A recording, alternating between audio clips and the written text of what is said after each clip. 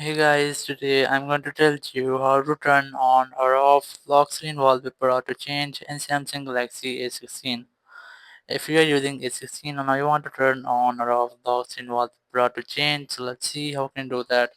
Just open your settings app and settings, just scroll down and look for wallpaper and style.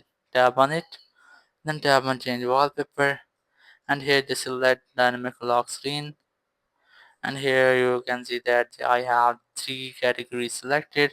You must have to unselect these all. Once you have unselected, you can see that you have turned off dynamic lock, so it means your wallpaper will not auto change. If you want to turn it on, just select some categories from here. Once you have selected, your dynamic lock will be enabled. So that's how you can easily change or how to turn on or off lock screen wallpaper change in Samsung Galaxy A16. Thank you very much for watching the video. Until next video, bye bye.